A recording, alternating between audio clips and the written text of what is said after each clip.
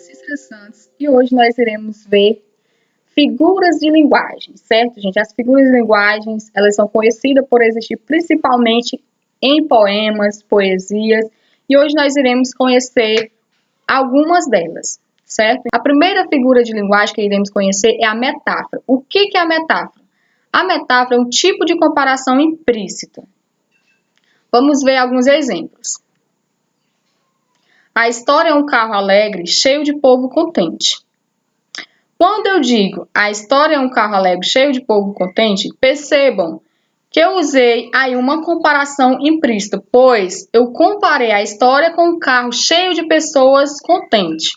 E usei exatamente aí o verbo de ligação para fazer essa comparação implícita, ok? Então vamos lá para o segundo exemplo. Aquele homem é um touro. Eu não só comparo, como afirmo que ele é um touro. Então vocês percebam aí essa comparação implícita, que consiste em uma metáfora, ok? Usei aí novamente o verbo de ligação é. E quando eu afirmo, a menina é um doce, eu tenho aí novamente o exemplo de metáfora, certo? Quando eu digo, ela é uma fada, novamente eu tenho aí um exemplo de metáfora. Então, gente, consigam identificar uma metáfora e vamos conhecer também comparação, certo? Então, cuidado para não confundir essas duas figuras de linguagem que são bem parecidas, a metáfora e a comparação, mas nós iremos ver exemplo aqui de cada uma delas. A comparação. No caso da comparação, existe uma palavra de conexão, que pode ser como, parecia, tal, qual, assim, certo? Na comparação, poderá aparecer uma dessas palavras de conexão.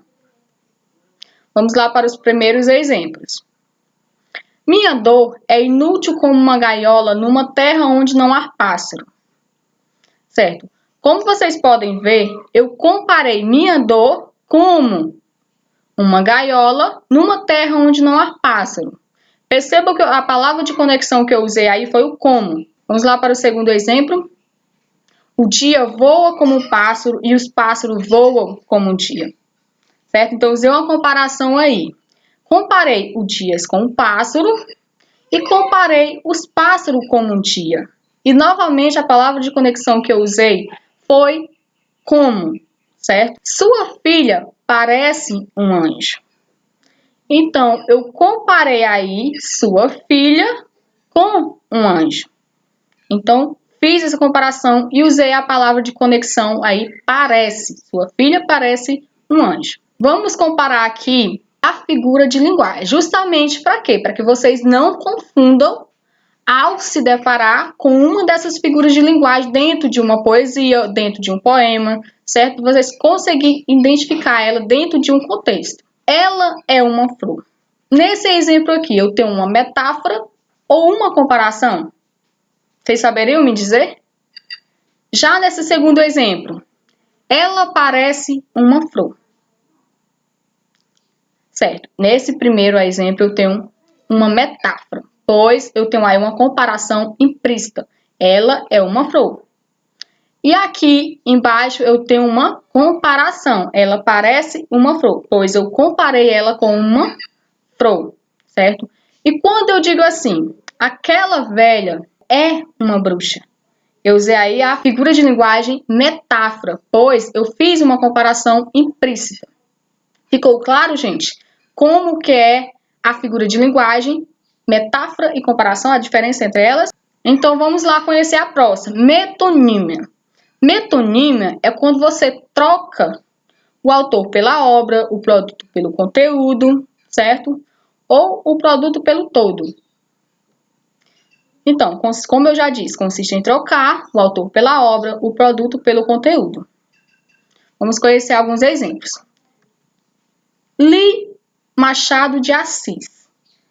Quando eu digo li Machado de Assis, você leu Machado de Assis ou você leu a obra de Machado de Assis? Então, eis aí a metonímia, certo? Comi um prato de comida. Você comeu o prato ou você comeu a comida que estava dentro dele, o conteúdo que estava nele? Então, Próximo exemplo. Comprei 2 Coca-Colas. Na verdade, Coca-Cola já é o nome. O nome é a marca do produto, certo? E não o conteúdo, é a marca Coca-Cola. Quando eu digo lavei as panelas com Bombril, Bombril, novamente, é a marca do produto. Na verdade, você comprou palha de aço, não é verdade? E esse exemplo aqui, vamos passar na Dona Filomena para fazer uma visita. Você vai passar na Dona Filomena ou você vai passar na casa da Filomena para fazer uma visita? Vamos para a próxima figura de linguagem. Sinestesia. Sinestesia está associada aos sentidos: tato, audição, olfato, paladar e visão. Ou seja, a sinestesia é algo que você pode pegar, sentir, ouvir, certo? Agora vamos lá. Dentro da sinestesia tem palavras que vocês vão conseguir identificar. Seja como tato, audição, olfato, paladar ou visão. Nesse primeiro exemplo aqui, quando eu digo dirigiu-lhe uma palavra branca e fria.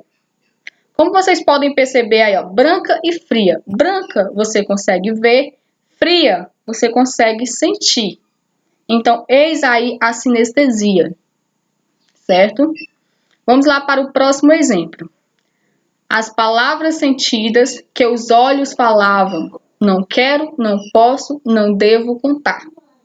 Sentidas, você consegue, palavras sentidas. Sentidas você consegue sentir. Olhos, falavam, não quero.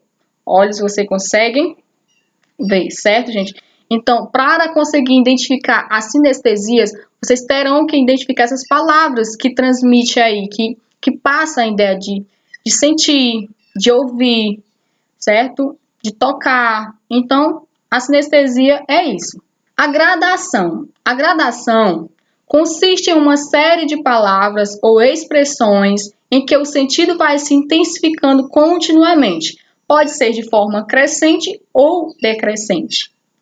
Então, vamos conhecer alguns exemplos aqui. Exemplo: seu Irineu pisou no prego e esvaziou. Apanhou um resfriado. Do resfriado passou a pneumonia. Da pneumonia passou ao estado de coma. E do estado de coma não passou mais. Levou o pau e foi reprovado. Ou seja, a situação do seu Irineu só foi se agravando intensificamente, pois após um resfriado que tornou uma pneumonia, da pneumonia foi para o estado de coma e do estado de coma não foi mais. Então, como vocês perceberam aí, eu tenho essa gradação que vai se intensificando de forma crescente ou decrescente, certo? Quando eu digo fui ao restaurante, sentei, pedi, comi e paguei. Então, eu tenho uma série de ações aí que indicam uma gradação. Por exemplo, nesse outro exemplo aqui, Júlia chegou no país, no estado, na cidade e no seu bairro. Então, vocês percebem aí uma situação decrescente, certo? Então, gente, essas foram algumas figuras de linguagem. Tem outras, certo? Tem outras que vocês irão conhecer no decorrer desse ano. Mas, para essa aula, serão apenas essas. Então, eu espero que vocês tenham conseguido identificar cada uma delas, certo? E até a próxima. O meu muito obrigado.